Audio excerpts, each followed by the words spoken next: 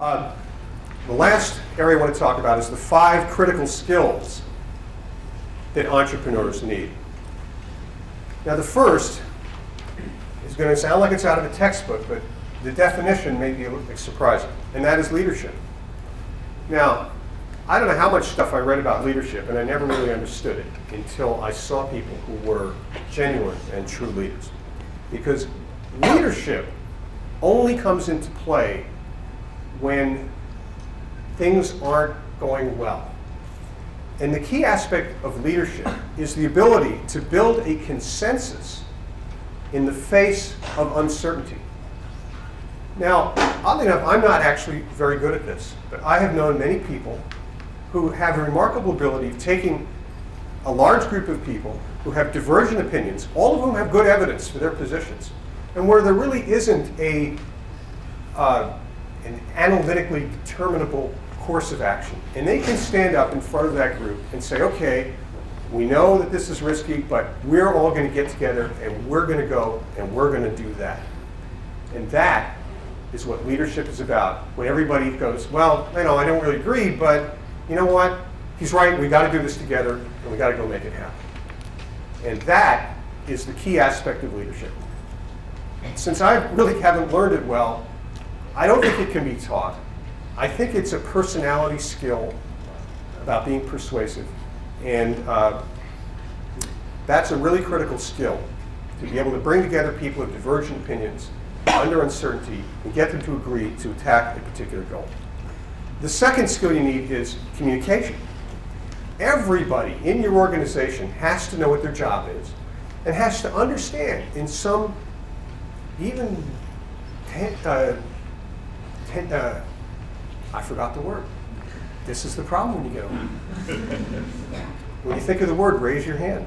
Even in some unusual way, everybody in their organization has to understand how what they are doing really contributes to the success of the organization. Now, what you will find if you run a company is you think you've made everything clear, and you think you've got your messages across, and you think everybody knows what's going on. It's really, really hard to communicate these things. And people don't necessarily understand it. And you have to keep hammering on your messages day and night to everybody that you need to communicate to. You have to talk to them. You have to explain to them why it is that staying late on Friday to make sure those extra boxes get shipped is going to make a difference, because it's going to arrive on Monday instead of on Tuesday, and maybe that's the end of the quarter and you need to get the revenue in, or whatever it might be. To explain to people why what they're doing has a direct effect on the results that the group has is a very, very important thing. You're constantly communicating, constantly connecting the dots. You're over talking to one guy, hey, you're working on that, there's a guy over here who's doing something similar, maybe you can talk to her, and you can share, you don't need to do it twice. I'm wearing 2 microphones right now. Both of them are for videotaping. The first question I asked is, why don't they just have one camera and make one videotape? Hey, you know what? That's the difference between a university and a company. It's redundancy. Okay. It wouldn't happen in my company. We would never tape something twice. The amazing thing is, if you watch both of these tapes side by side, they're going to be different. Okay. The worst part of this is when I make myself laugh. The third critical skill that entrepreneurs have to have is knowing when to make a decision. Now, this is a very interesting thing, because you're not usually in your life you're not faced with this problem, but when you're running a company, you're faced with it all the time. If you make it too early, that's a mistake. If you make it too late, that's a mistake. And the emotional state that most people have will drive them either to make it too early or too late. Let me be specific. The hallmark of the amateur is to make decisions before they need to get made. The reason is they're confused and feel inundated by all of the complexities around them. And they have a visceral desire to simplify the situation. And in simplifying, the easiest way to simplify the situation is to make a decision prematurely. Okay, now we know when we're going to release the product. Okay, now what do we have to do? Well, maybe that wasn't the right time to make that decision. Maybe you should wait another few weeks until you have a little more data. Now, let me go to the other extreme. There are people typically of an academic style who make the opposite problem. They won't make a decision until they reach the point where they feel like they have enough information that they have confidence that they're making the right decision. And that is often, usually, making it too late. So one of the skills you always have to ask yourself when you're in a position of leading an organization is this the right time? Do I need to make it now? Will it help the organization if I make it now? Will I have more information at a time when the consequences won't be bad? And that's the kind of calculus that you have to learn and not react emotionally like, oh my God, I got to make a decision so everybody can sleep at night. Or how can I make a decision? You know, we're not going to know until tomorrow whether or not something happened. Bad idea. The fourth is really a critical skill is doing teamwork. It's about trust.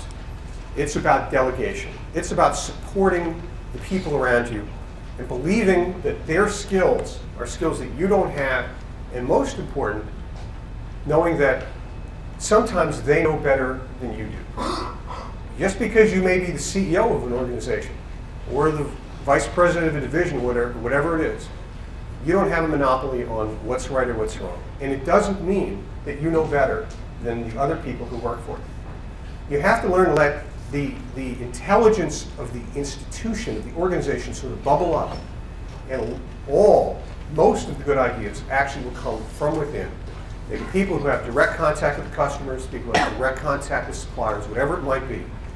Those are the people that you have to trust, and you have to listen to, and you have to follow them. Being a good leader means being a good follower sometimes. You have to follow the people who have the skills and have the knowledge, regardless of where they sit in the organization chart. My last point is a critical skill is the ability to telescope, to be able to focus in on some little detail that needs attention and take care of it, and then be able to telescope back out and see the big picture, understand how that fits the big picture. Related to these two last points, one of the guiding principles that I've used in starting companies is to think of myself, understand that I am an employee of the company, just like everybody else. I'm not special, I'm not different, and no task is beneath me. I can remember washing the dishes in the sink because it needed to get done on a Friday afternoon, and everybody else had important stuff to do. And people are often surprised, hey, you know, the CEO cleaned the kitchen. Well, what does that mean? What does that tell you about what kind of attitude I should have, this hypothetical employee, if the CEO doesn't think it's beneath him to wash the dishes and make sure that the kitchen is clean?